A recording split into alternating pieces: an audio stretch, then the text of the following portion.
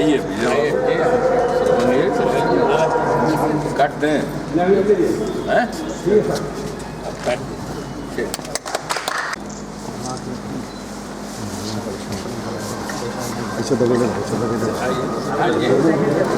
आगे मत बढ़े, आगे मत बढ़े।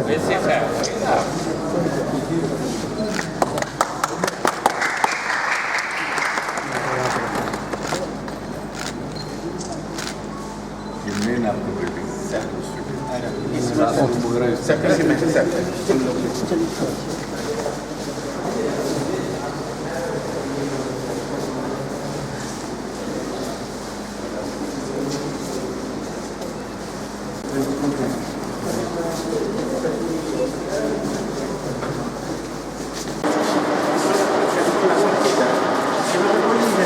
बीमारी वाला जो उसकी सभी इक्विपमेंट्स हैं सर, वो डिस्कस कर सकते हैं साइंटिस्ट के साथ क्या बीमारी है क्या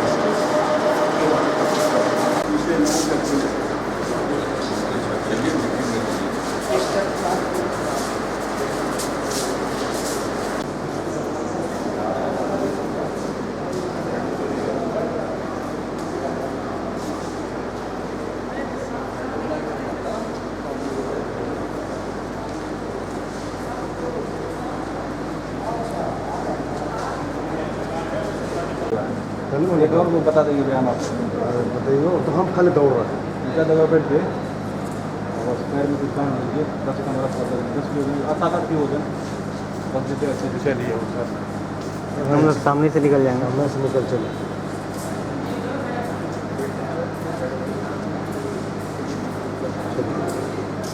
आने इधर जाए धीरे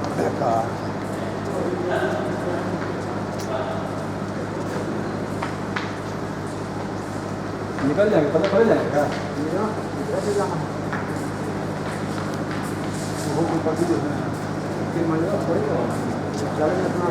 कर दिया क्या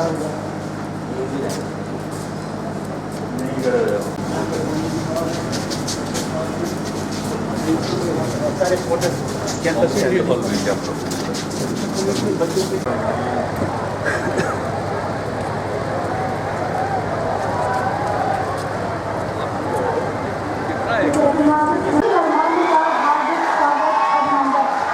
बिहार कृषि विश्वविद्यालय सबौर के लिए ये बड़े ही उत्साह का क्षण है कि अथक प्रयासों के बाद विज्ञान महाविद्यालय नूरसराय को बेहतर संरचना देने का जो सपना था वो साकार हुआ।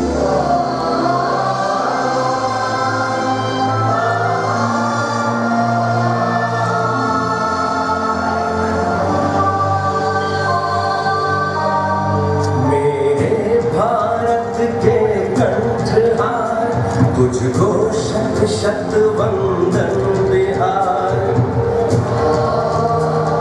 मेरे भारत के कंठहार तुझको शत शत वंदन बिहार।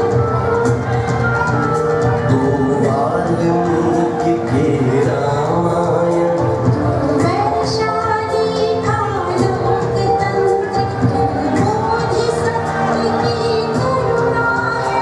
तू महावीर का शांति मंत्र, तू नालंदा का ज्ञानदीप, तुझे अक्षत चंदन बिहार।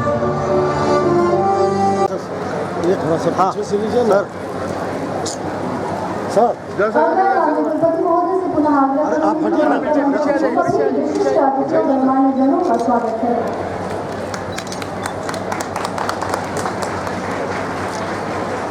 कुलपति महोदय देव सबौर के हाथों खड़े दबो ना। दीप ज्योति पर ब्रह्म दीप ज्योतिर्जनार्दन दीप हरतु मे पापम दीप ज्योतिर्नमस्ते। इस सत्र का शुभारंभ हो रहा है हमारे सभी विशिष्ट अतिथियों माननीय मुख्यमंत्री जी के द्वारा।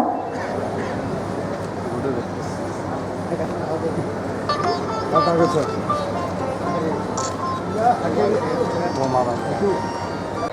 समझ लेते हैं कि क्या होगा। तो आज माननीय मुख्यमंत्री के हाथ जोड़ के विनती करेंगे, अगर उद्यान महाविश्वविद्यालय की भी स्थापना आपके कर कमलों द्वारा इस नालंदा क्षेत्र में हो, ताकि आलू में सबसे ज्यादा उत्पादन किया हिंदुस्तान में, धान का सबसे ज्यादा उत्पादकता यहाँ पे बढ़ाई। और माननीय मुख्यमंत्री जी, मुझे पूरा विश्वास है कि अगर हॉर्टिकल्चर विश्वविद्यालय, और अभी भी हम दूसरे स्थान पे हैं, पहला स्थान वेस्ट बंगाल है। माननीय मुख्यमंत्री जी, अंत में हम यही कहना चाहेंगे कि आपने हमें दायित्व दिया था 5 साल में 5 कॉलेज की स्थापना, और मैंने किया। एक कॉलेज डुमराव में आप लोग हो जाती तो मेरा जो आपने ये दिया था दायित्व, मैंने पूरा दायित्व को पूरा साबित किया। माननीय मुख्यमंत्री जी, मेरे 5 साल में अगर कोई भूल हो तो हमें माफ कर दिया जाए, और आपकी दायित्व चला हेलीकॉप्टर से ये जैसे कि जाए थे ना तो हमारे पहले निकलेंगे भाषण देकर पैदल जाना रवा दीजिए आप। भाइयों और बहनों, मैं ज्यादा समय नहीं लेना चाहता, सिर्फ 2 बात कहना चाहता हूँ। आप चन्नी में देखें, इंजीनियरिंग कॉलेज हिलसा में इत्यादि इत्यादि इतने काम हुए हैं जिसकी प्रशंसा करने में कोई हिचक नहीं। मैं इनके साथ अभी पार्टी के दृष्टिकोण से नहीं हूँ, लेकिन काम की दृष्टि से मैं हूँ, और काम की दृष्टि को मैं जब भी अवलोकन करते हैं, समीक्षा करते हैं, तो मुझे वो बात आ जाता है जिसमें जनता दल जो भाजपा एक साथ रह करके काम कर रहा था, और नालंदा के डॉर्मेट्री बिहार शरीफ राजगीर में ही एक सम्मेलन था। उसमें उन्होंने कहा था कि प्यारे भाइयों, हमारे पार्टी के लोगों जो भी उपस्थित है, मैं एक सवाल आपके बीच में रखना चाहता हूँ, एक प्रस्ताव देना चाहता हूँ, अपना विचार रखना चाहता हूँ। वो विचार उनका था क्या कि अगर मैं मुख्यमंत्री बना तो नालंदा में कुछ विशेष काम करूंगा, इस बात की मुझे इजाजत दीजिए। हम लोगों ने 100 वर्ष से इनको इजाजत दिया था, और इस इजाजत के मुताबिक इन्होंने काम करके दिखाया है। इसलिए मैं अपनी ओर से इनको धन्यवाद देते हुए, अभिनंदन करते हुए अपनी बातों को ज़्यादा लंबा चौड़ा करना नहीं चाहता। लेकिन माननीय मुख्यमंत्री जी, एक बात की ओर आपका ध्यान आकृष्ट जरूर करूँगा कि राजगीर में जितना आपने काम किया, और मुझे स्मरण कि जब मैं कैबिनेट के आपके साथ था तो उस समय भी एक प्रस्ताव आया था कि राजगीर में एक महिला कॉलेज नहीं है, इसलिए एक महिला कॉलेज की स्थापना होना चाहिए। ये मेरा डिमांड है आपसे, क्योंकि शिक्षा में तो आपने इतना तरक्की जरूर किया है, लेकिन महिलाओं की शिक्षा के लिए अभी तक नालंदा जिला में, अर्थात मेरे राजगीर इलाके में कोई कॉलेज नहीं है, इसलिए महिला कॉलेज बनना चाहिए। और उस समय मुझे जहाँ तक स्मरण है कि आप कैबिनेट की बैठक में इसको पास भी किए थे, जमीन भी वहाँ राजगीर में एक उपलब्ध हुआ था, जिसके बारे में बार बार मैं चर्चा करता हूँ। इसलिए मेरा आग्रह यही है कि आप जो है इसको कीजिए जरूर, ताकि विकास के कड़ी में यह भी एक आवश्यक कड़ी जुटा जाए। साथ ही साथ आपने पुल का निर्माण, रोडों का निर्माण इतना ज़्यादा किया है ना, जिसका बखान करने का समय नहीं, लेकिन एक रोड की ओर आपका ध्यान आकृष्ट करूँगा। जैसे नालंदा से पावापुरी जाने के रास्ते के लिए बराबर हम लोग बेचैन रहे, लड़ते रहे कि रोड बनाया जाए, आपने रोड बनवा दिया। और मंच पर विराजमान सभी माननीय विधायकगण, पूर्व विधायकगण, बिहार में कृषि विश्वविद्यालय के कुलपति श्री मेवालाल चौधरी जी, कृषि विश्वविद्यालय के अन्य पदाधिकारीगण, इस उद्यान महाविद्यालय के प्राचार्य और अन्य शिक्षक एवं छात्रगण, और इस समारोह में उपस्थित देवियों, सज्जनों और पत्रकार मित्रों, सबसे तो पहले आज इस उद्यान महाविद्यालय के उद्घाटन के अवसर पर हम आप सभी यहाँ उपस्थित नूरसराय वासियों और नालंदा वासियों को बधाई देते हैं और शुभकामना देते हैं साथियों। और मुझे आपको बताते हुए खुशी हो रही है कि शायद आपको पता हो या ना हो, यह उद्यान महाविद्यालय जो आपके नूर सराय में खुला है, जिसके उद्घाटन पर हम सभी यहाँ पर उपस्थित हैं, यह पूरे पूर्वी भारतवर्ष का अकेला उद्यान महाविद्यालय है। यो कृषि महाविद्यालय में उद्यान की पढ़ाई होती है या उद्यान से संबंधित विभाग होते हैं, लेकिन अपने आप में एक पूरा महाविद्यालय जो उद्यान से संबंधित हो, यह पूरे पूर्वी भारत का अकेला महाविद्यालय है। इसलिए मैं विशेष रूप से आप सभी नूरसराय और नालंदा वासियों को हम बधाई देते हैं और शुभकामना देते हैं। साथ आप सब जानते हैं, अभी हमारे कुलपति महोदय चर्चा कर रहे थे नालंदा की उपजाऊ धरती की। तो नालंदा की धरती तो सदियों से उपजाऊ रही है। कृषि के मामले में भी, खेती के मामले में भी एक से एक उपलब्धि की ऊंचाइयां यहाँ के किसान हासिल कर रहे हैं। और यहाँ की मिट्टी, नालंदा की मिट्टी, कृषि के मामले में और उपज के मामले में तो उपजाऊ है ही, साथियों अन्य भी कई मामलों में नालंदा की मिट्टी बड़ा जरखेज मिट्टी है। मतलब इस मिट्टी में बहुत ताकत है अंदर में। और यह मैं जो कह रहा हूँ ठोस आधार पर कह रहा हूँ साथियों, क्योंकि यहाँ के किसानों ने जो यहाँ के मिट्टी के बल पर जो पूरे देश और दुनिया में रिकॉर्ड उत्पादन किया ही है, जिससे देश और दुनिया में नालंदा का नाम हो रहा है साथियों। और इसी नालंदा ने पूरे प्रदेश को एक ऐसा नेतृत्व भी दिया है, यहीं की मिट्टी से एक नेतृत्व भी इस प्रांत में उभर कर आया है, जो आज पूरे बिहार की राजनीति को नई दिशा दे रहा है और नई रोशनी दे रहा है। इसलिए भी हम नालंदा की धरती को सलाम करते हैं और नालंदा की धरती का नमन करते हैं साथियों, कि आप सबों ने आज हम ही नहीं, हम पूरे बिहार वासी नालंदा के आभारी हैं, नालंदा की मिट्टी को प्रणाम करते हैं। और मैं कृषि और सिंचाई मंत्री होने के नाते तो ज़्यादा आभार प्रकट करता हूँ कि आपने कृषि के क्षेत्र में जो उपलब्धियां हासिल की हैं, चाहे आलू के मामले में हो, गेहूं के मामले में हो, फल सब्जियों के मामले में हो। और साथियों, मैं तो समस्तीपुर का रहने वाला हूँ। कभी सब्जी उत्पादन के मामले में हम लोगों का जिला बड़ा अग्रणी हुआ करता था। और पूरे जो नॉर्थ ईस्ट है, भारत देश का उत्तर पूर्वी इलाका है, सिलीगुड़ी से आगे जो सातों बहन प्रदेश माने जाते हैं, सिस्टर स्टेट्स कहलाते हैं, सातों आठों प्रदेश में समस्तीपुर जिला से निकली सब्जियां भी वहाँ पहुँचती थी। गोभी हो, टमाटर हो, बैगन हो, इन तीन सब्जियों में तो हमारे जिला में विशेषता और विशेषज्ञता हासिल।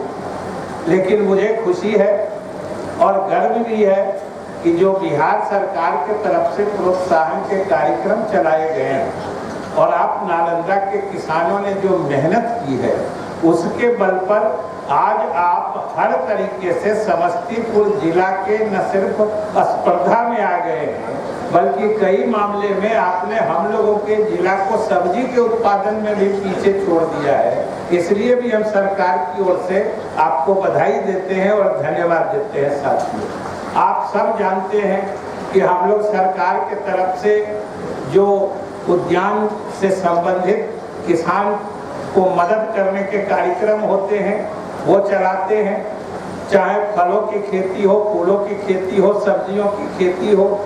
हम लोग बिहार सरकार के तरफ से मुख्यमंत्री के नेतृत्व में हम लोगों ने कई कार्यक्रम चलाए हैं साथियों। लेकिन हमें दुख होता है, हमें चिंता होती है कि जब केंद्र सरकार के द्वारा जो हमें अपेक्षित मदद मिलनी चाहिए, जो हमारा वाजिब हक बनता है, अधिकार बनता है, वो भी हमें नहीं मिलता है। और आप सब वाकिफ होंगे कि खास तौर से ये नई सरकार जब से केंद्र में बनी है, जो पहले की सरकार, यूपीए की सरकार में जो कार्यक्रम चल रहे थे उद्यान से भी संबंधित, जो समेकित बागवानी मिशन कार्यक्रम था, जिसके तहत 90% 100% केंद्र सरकार अनुदान देती थी, ये नई सरकार केंद्र में आने के बाद से न सिर्फ उसको रोक दिया है बल्कि घटा के 50% से भी कम कर दिया है। इससे हमारी सारी योजनाएं प्रभावित हो रही, किसानों की मिलने वाली सहायता में कमी हो रही।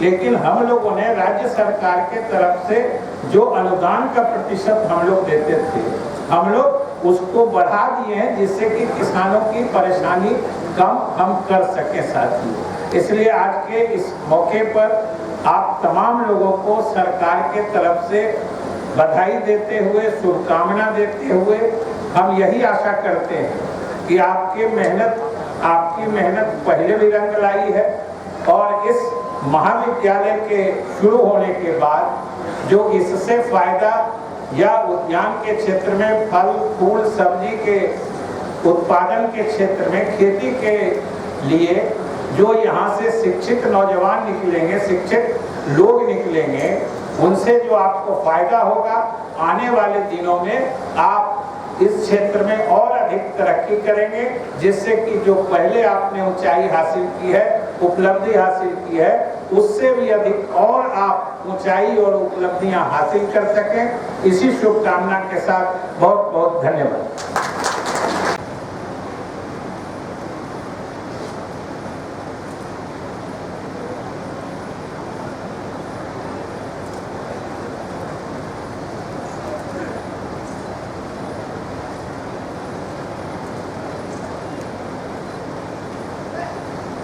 बहुत बहुत धन्यवाद। पूर्व मंत्री और विधायक श्री सत्यदेव नारायण आर्या जी, पूर्व विधायक श्री सुनील कुमार जी, बाल संरक्षण आयोग के सदस्य श्री अरुण कुमार वर्मा जी, बिहार कृषि विश्वविद्यालय सबौर के कुलपति डॉक्टर मेवालाल चौधरी जी,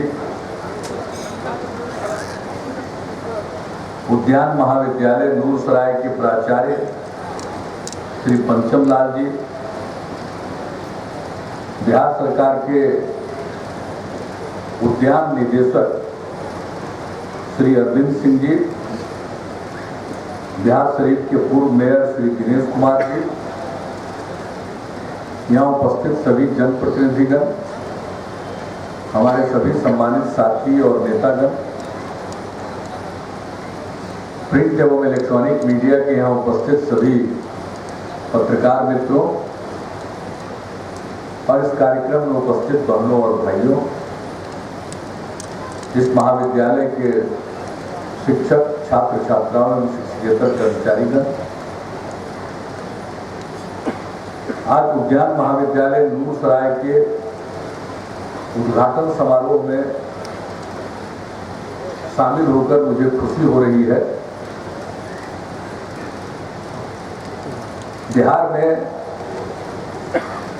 एक उद्यान महाविद्यालय की आवश्यकता महसूस की जा रही थी।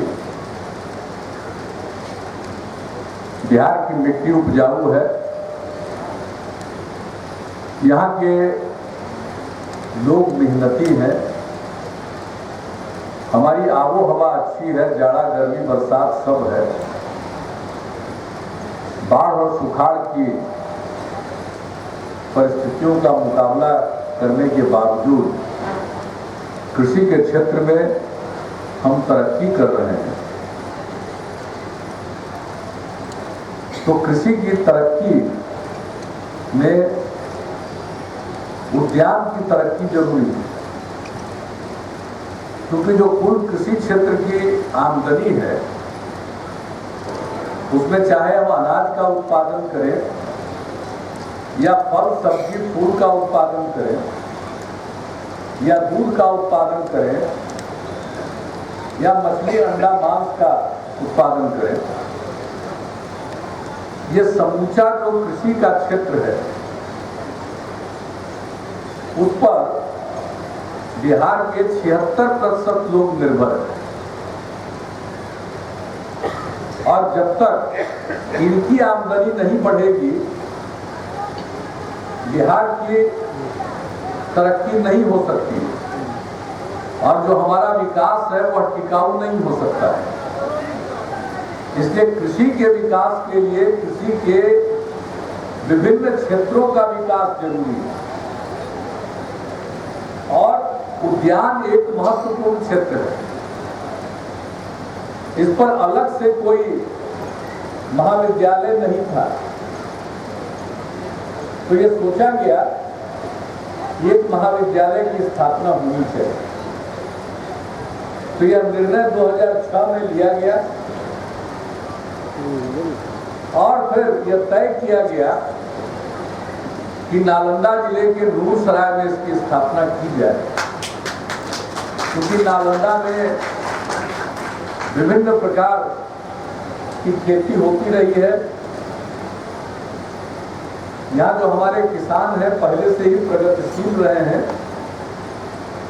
और नई तकनीक का इस्तेमाल सदैव करते रहे।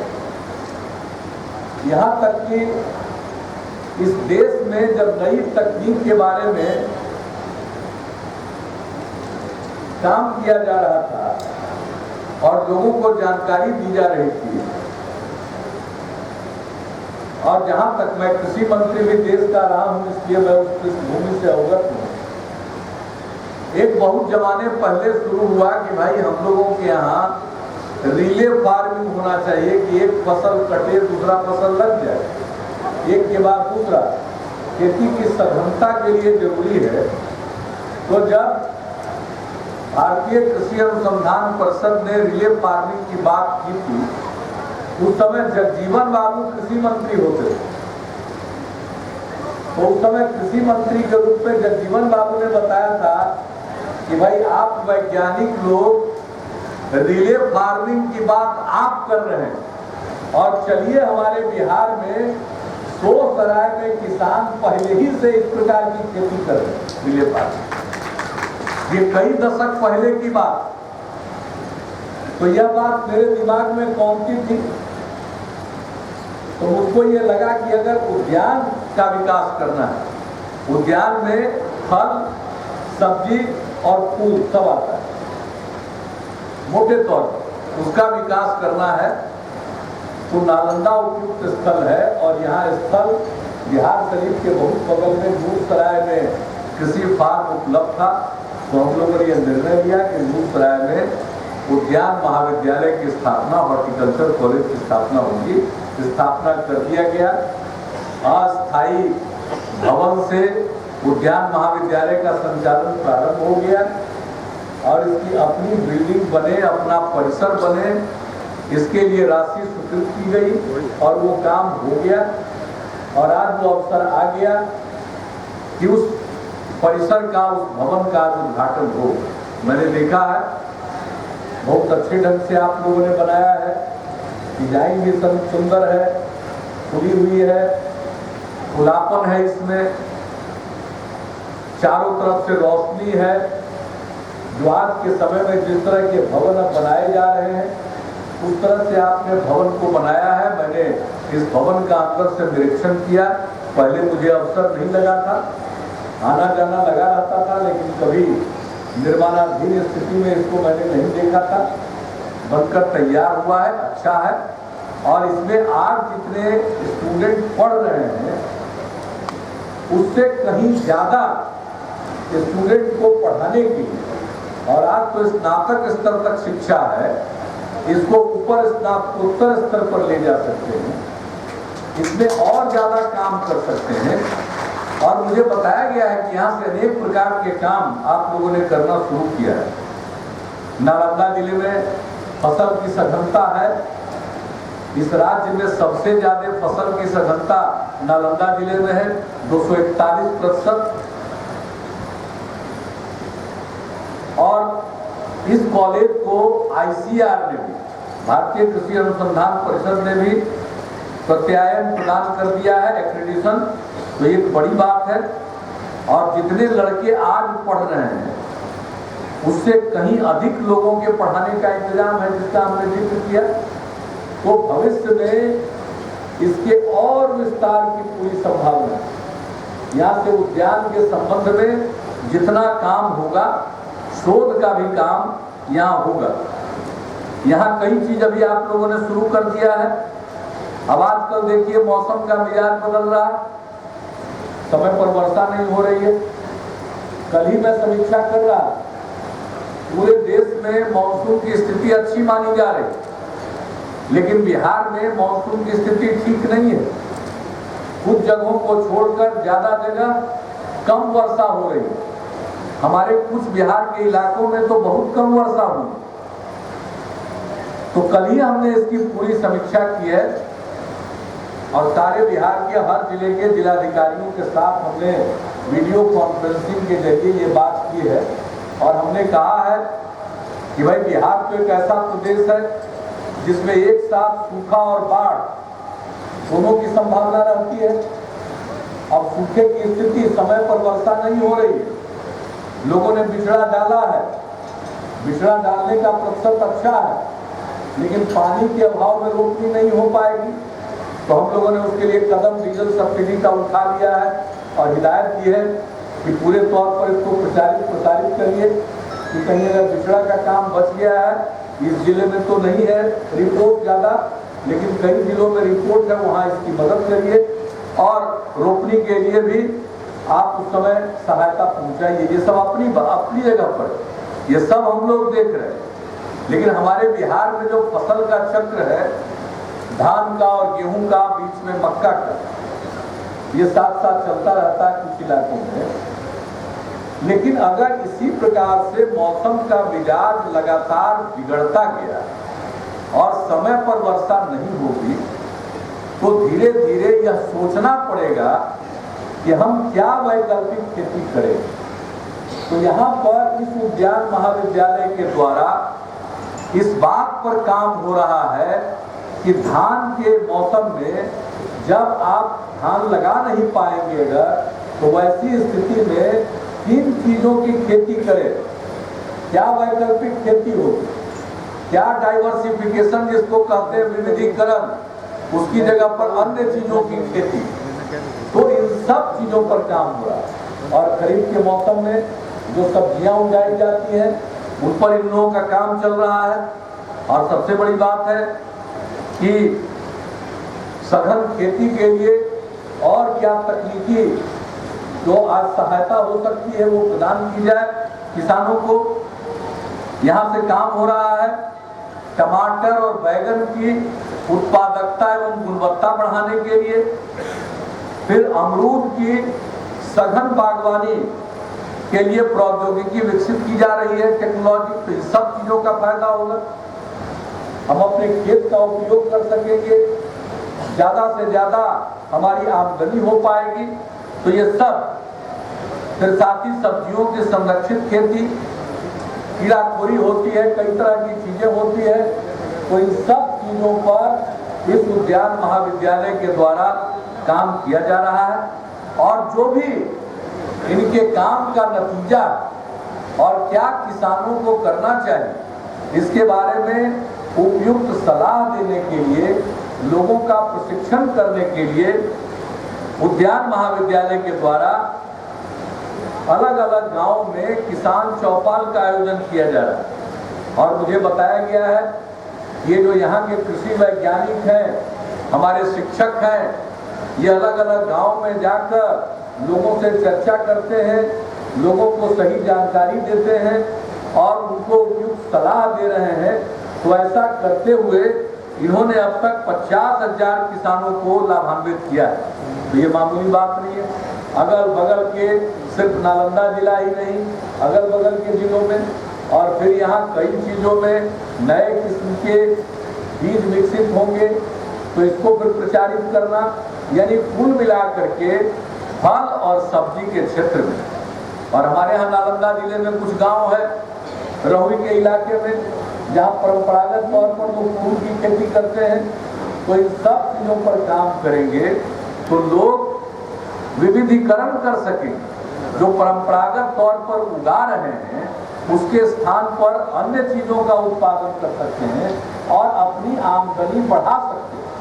उनकी आमदनी बढ़ेगी और जितनी जरूरत है लोगों की, और देखिए खाद्यान्न की जरूरत हमेशा बनी रहेगी। मनुष्य है या पशु है, उसके खाने की आवश्यकता है और वो निरंतर मांग बनी रहेगी। इसलिए हमेशा और दुनिया में अब इन दिनों तो खाद्य प्रसंस्करण पर और ज्यादा जोर है। हमने बिहार में भी जो कृषि रोड मैप बनाया कृषि के विकास के लिए, उसका परिणाम आया, उत्पादन बढ़ा, उत्पादकता बढ़ी और हमारे नालंदा के किसानों ने तो कमाल किया, चीन के विश्व रिकॉर्ड को तोड़ दिया धान की उत्पादकता में। हमारे यहाँ आलू के किसानों ने गजब का काम किया, ऑर्गेनिक खेती करके अपना नाम बनाया और इतनी अच्छी फसल होती है, इतना अच्छा उत्पादन होता है और इतना सुंदर आलू का साइज रहता है कि हमने उसको प्रदर्शित करवाया। और ये जो भ्रम होता है कि हम जो केमिकल खाद का इस्तेमाल करते हैं उससे फसल ज्यादा होती है, नालंदा के किसानों ने उसको गलत साबित कर दिया कि ऑर्गेनिक ढंग से खेती होती है, उसमें उत्पादन भी ज्यादा होता है और बेहतर उसकी फसल भी होती है। आप सबको मालूम है, इसी नालंदा में नोबेल पुरस्कार विजेता अमेरिका से स्टिग्लिट्ज़ साहब, जोसेफ स्टिग्लिट्ज़, और उनको बिहार के बारे में बहुत कुछ जानकारी मिली। वो आए जहाँ नालंदा खंडहर है उसी के बगल के गांव में गए और वहाँ उन्होंने देखा कि वहाँ के किसान ने जो काम किया उसको उन्होंने देखा और परखा। एक जगह उन्होंने देखा कि 2 तरह की फसल लगी हुई है, फूल गोभी था, एक बहुत सुंदर था, एक उतना ठीक नहीं था, एक ऑर्गेनिक ढंग से खेती की गई थी और एक जो खेती की गई थी उसमें रासायनिक खाद का प्रयोग था। उन्होंने पूछा कि भाई ऑर्गेनिक की खेती आप ऑर्गेनिक पद्धति से कर रहे हैं, आपका इतना अच्छा फसल है, तो बगल वाले किसान ये क्यों अभी रासायनिक खाद का इस्तेमाल कर रहे हैं? तो उन्होंने कहा कि कोई दूसरा नहीं है, वो हमने ही किया है।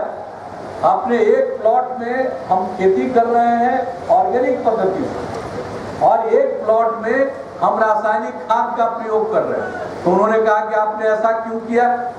तो उन्होंने कहा कि मैं स्वयं संतुष्ट होना चाहता था कि रासायनिक खाद का प्रयोग करके जो हम खेती करेंगे उसका क्या फलाफल है और ऑर्गेनिक पद्धति से खेती करेंगे तो उसका क्या फलाफल है।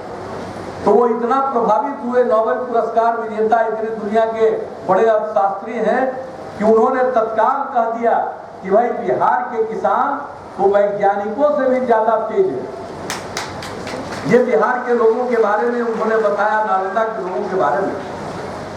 तो इस प्रकार से बिहार पे नालंदा में लोग प्रयोग भी करते हैं, बिहार में प्रयोग करते हैं। इसलिए उद्यान महाविद्यालय के आने के बाद मशरूम की खेती, महिलाएं इसमें लगी रहती, कितना ज्यादा मशरूम का उत्पादन हो रहा। तो इन चीजों पर ध्यान लोगों का गया है और इससे आमदनी लोगों की बढ़ेगी। तो इन सब चीजों का सुचारू रूप से उनके लिए उपयुक्त तकनीकी उनको मिल सके खेती करने वालों को, इसलिए इस प्रकार के संस्थान की जरूरत पड़ती है। तो इसमें छात्र छात्राओं पे पढ़ाने का भी इंतजाम है, उद्यान स्नातक बनेंगे, इसके बाद स्नातकोत्तर स्तर तक जाएंगे। यहाँ जो काम होगा, जो हमारे कृषि वैज्ञानिक और शिक्षक अनुसंधान करेंगे, जो लोगों को दिखाएंगे, डिमोन्स्ट्रेशन होगा, उसका लाभ लोगों को मिलेगा। तो ये बहुत उपयोगी जगह है और ये नूरसराय में स्थापित हुआ है। मेरी पूरी शुभकामना है। यहाँ से जितना काम कर रहे हैं और जो मुझको इन लोगों ने बताया है ये बहुत अच्छा है। यहाँ नालंदा रबी प्याज के उत्पादन के लिए जाना जाता है, लेकिन यहाँ नूरसराय महाविद्यालय की तरफ से कोशिश हो रही है कि ये पूरे के पूरे लोग जो किसान हैं यहाँ पर, इनको बाकी समय में भी रबी का प्याज तो बहुत अच्छा होता है, खरीफ का भी होता है, तो खरीफ में कैसे और बेहतर कर सकते हैं। यानी हर क्षेत्र में आपको उपयुक्त सलाह मिलेगी और उसके आधार पर आप बेहतर और खेती कर सकेंगे। और सघनता आ सकेगी, लोगों की आमदनी बढ़ेगी। और इस नालंदा की धरती तो ऐतिहासिक धरती है, दुनिया को इसने ज्ञान दिया।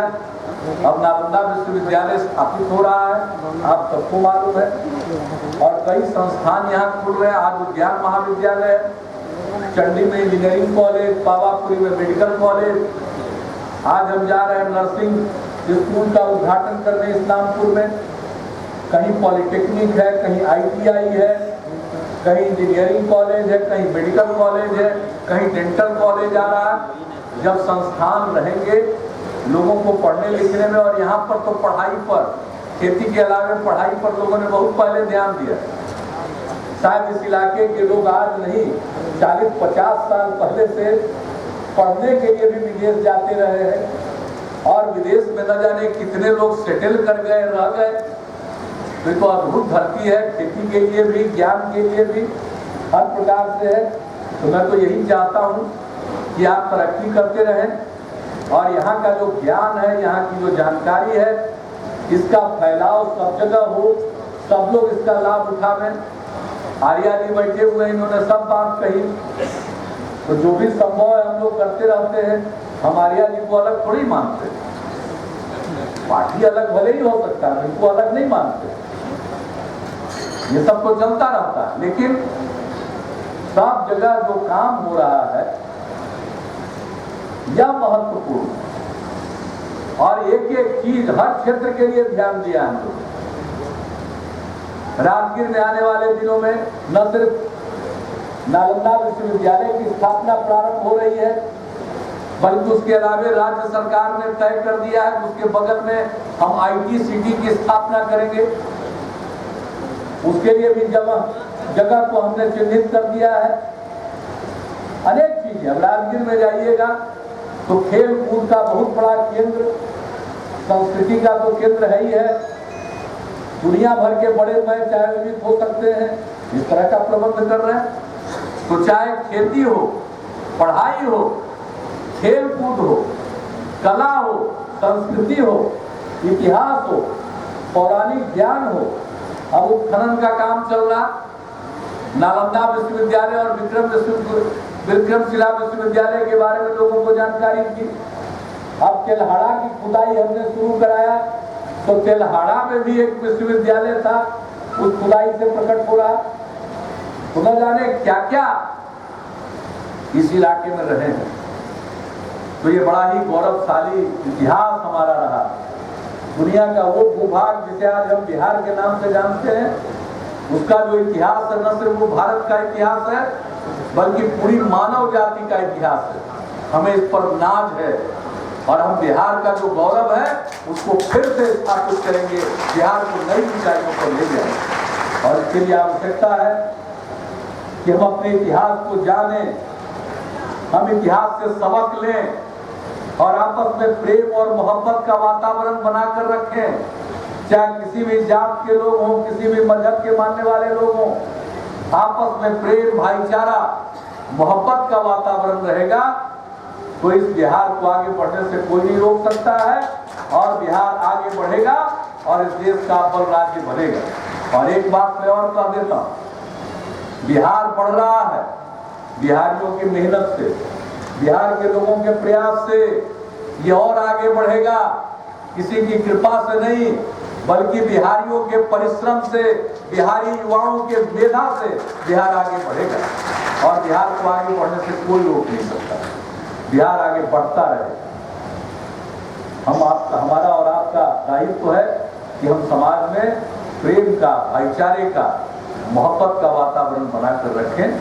तो आज इसे लोकार्पित करते हुए मुझे बेहद प्रसन्नता हो रही है उद्यान महाविद्यालय के नए परिसर को, यहाँ काम और आगे बढ़े, और किसानों के साथ इस कॉलेज का पूरा संवाद, जीवंत संवाद कायम रहना चाहिए।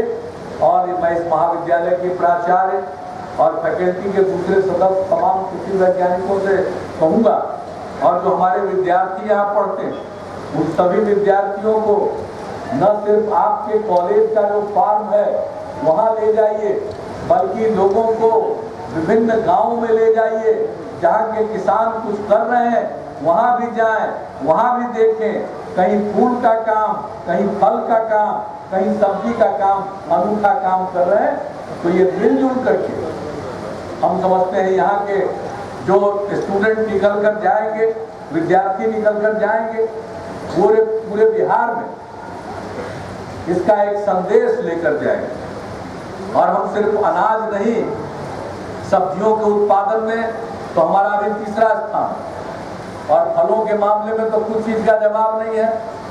हमारा आम स्वादिष्ट है, लीची का तो जवाब ही नहीं है, जो बिहार की लीची है उसका कोई जवाब नहीं है।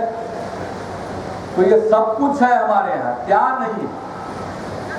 हम अपनी क्षमता को, अपनी ताकत को पहचाने। और आज बिहार में खेती के मामले में जिस प्रकार से महिलाओं की भूमिका, और खास करके इस नालंदा जिले में जिस प्रकार से महिलाओं के समूह ने काम किया मशरूम के क्षेत्र में, दूसरे क्षेत्रों में, वो देखकर उसको देखकर सुखद आश्चर्य होता है। तो सब लोगों की ताकत से, मिली जुली ताकत से विकास होगा। और जो हमारी 76% की आबादी खेती पर निर्भर है, उसकी आमदनी बढ़ेगी, बिहार और तरक्की करेगा, और हमारा जो विकास, हमारे विकास की जो गति है वो बरकरार रहेगी और बढ़ेगी, और ये सस्टेनेबल होगा, टिकाऊ होगा। तो इन्हीं शब्दों के साथ आप सबको आज मैं शुभकामनाएं देता हूँ। बिहार कृषि विश्वविद्यालय सबौर के कुलपति को मैं बधाई देता हूँ। उद्यान महाविद्यालय के प्राचार्य, शिक्षक, सारे कृषि वैज्ञानिक, कृषिकेतर कर्मचारी और जितने छात्र छात्राएं हैं, सबको मैं बधाई देता हूं। और सबसे ज्यादा जो हमारे किसान भाई और बहन हैं, उनको मैं बधाई देता हूं और अपनी बात ही समाप्त करता हूं। जय हिंद, जय बिहार। बहुत बहुत धन्यवाद महोदय, आपके आशीर्वचनों व दिशा निर्देशों के लिए हम सदैव आपके आभारी रहेंगे। अब मैं धन्यवाद ज्ञापन के लिए उद्यान महाविद्यालय के प्राचार्य डॉक्टर पंचम सिंह को सादर आमंत्रित करना चाहूंगी।